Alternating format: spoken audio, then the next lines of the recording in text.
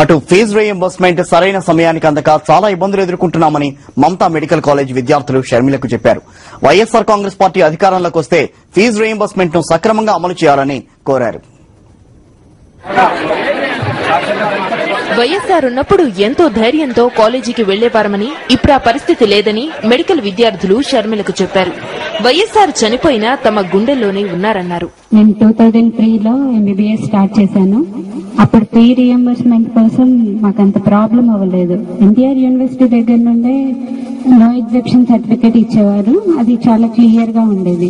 ఇప్పుడు ఏంటంటే ఇప్పుడు కరెక్ట్ టైం కూడా రావట్లేదు. First year fee first year ending లో వస్తుంది, సెకండ్ ఇయర్ ఎండింగ్ లో వస్తుంది. ఇంకా సెకండ్ ఇయర్ ది కూడా నాకు రాలేదు. చాలా ప్రాబ్లమేటిక్ గా ఉంది. నేను 2K3 బ్యాచ్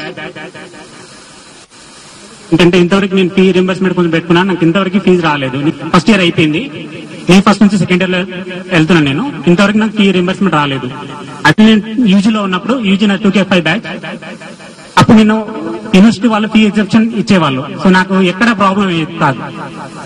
జస్ట్ ఇయర్ మధ్యలోనే వచ్చేది. నాకు అంత ప్రాబ్లం కాకపోయేది. ఇప్పుడు ఏంటంటే ఈవెన్ ఫస్ట్ ఇయర్ అయిపోయిన పీజీ ఫస్ట్ ఇయర్ అయిపోయిన తర్వాత కూడా ఇంతవరకు ఫీజు రాలేదు. ఆరోగ్యం బాగాలేకుంటే గవర్నమెంట్ హాస్పిటల్కి వెళ్తున్నారు కానీ కార్పొరేట్ హాస్పిటల్ కి రావట్లేదు. ఆరోగ్యశ్రీ తీసేసిన తర్వాత ఎక్కడో భద్రాచలంలో ఆరోగ్యం బాగలేకుంటే హైదరాబాద్ కి వెళ్ళమంటున్నారు కానీ దగ్గర ఉన్న ఖమ్మం ఇట్లా హాస్పిటల్ కి రానియట్లేదు. సో మీ వచ్చిన గవర్నమెంట్ తర్వాత ఈ పథకాన్ని కంపల్సరీగా అమలు చేయాలని అనుకుంటున్నాం. పరిపాలన రామరాజ్యంగా ఉన్నది. ఇప్పుడున్న రాజకీయ నాయకుల చేతుల్లో రాక్షస రాజ్యంగా మారింది. వైఎస్ రాజశేఖర రెడ్డి సార్ గారు అందరి నిరుపేదలందరికీ ప్రతి ఒక్కరికి కూడా తన వంతు సహాయ సహకారాలు అందించినారు.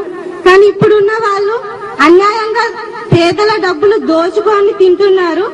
జగనన్న బాటలోనే కొనసాగుతామని వైఎస్ఆర్ కాంగ్రెస్ పార్టీయే ప్రజల పార్టీ అని చెప్పారు మెడికల్ విద్యార్థులు. జబ్బుల్ని తొలగించడం వల్ల